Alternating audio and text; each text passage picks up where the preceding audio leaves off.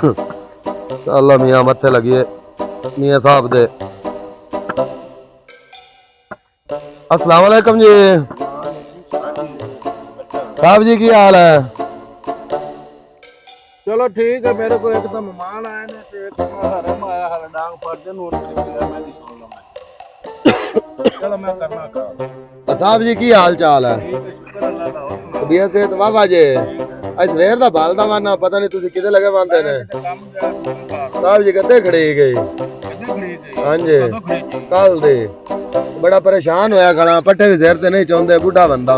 चलो मैं मियां साहब दे समय लाना हाँ जी ते शामी या सवेरे आवी, शामी आवी लब देना। चलो मेहरबानी करे जे, मैं मुड़ शामी आ सा। शामी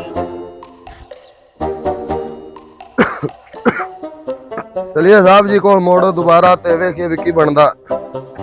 अस्सलाम वालेकुम जी। वालेकुम सलाम। साहब जी की हाल है? ठीक है। मैं फिर आ गया हूँ। आ गया ते खोती तेरी लब ली है ते बड़ी औखी लब्बी है। हाँ जी सोने दा ध्यान रखी जी ठीक हो गया, मेहरबानी तुहाडी। वो पत्ती खड़ी जाओ और खड़ी ही सामने ले जा। जी ठीक हो गया, मेहरबानी। आओ ना ध्यान रखी। हुण मैं उनदा ध्यान गई भी आई है तेनों बाल बाल दे तो मैं अत्ता हो गया, पट्टे का ढोमने आए।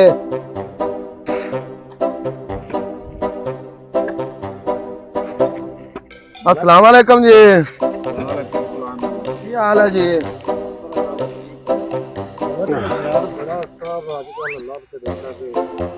ਹੁਣ ਕੀ ਹੋਇਆ ਏ?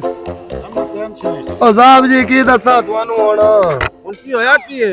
हुण कट्टा खड़ी गया ने। ਠੀਕ ਹੈ ਕਿ ਕਿਤੇ ਛੱਡ ਲਿਆ ਈ? कोई पता नहीं भी लगता, कल दा भड़न लगा लभदा ही नहीं पिया। ਤੇਰਾ ਕੀ ਕਰੀਏ ਕਿ ਖੋਤੀ ਤੇ ਲੱਭ ਕੇ ਤੀ ਹੁਣ ਕੱਟਾ ਖੜਾ ਹੀ ਖੜਾ ਹੈ। कौन को हल पूरा ही करना है।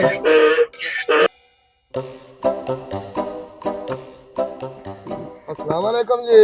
वालेकुम सलाम जी। मियां की हाल है? ठीक ठाक जी। ਹੁਣ ਰਾਮਿਆ ਕੀ ਹੋ ਗਿਆ? साहब जी कट्टे दी परवाह खाओ।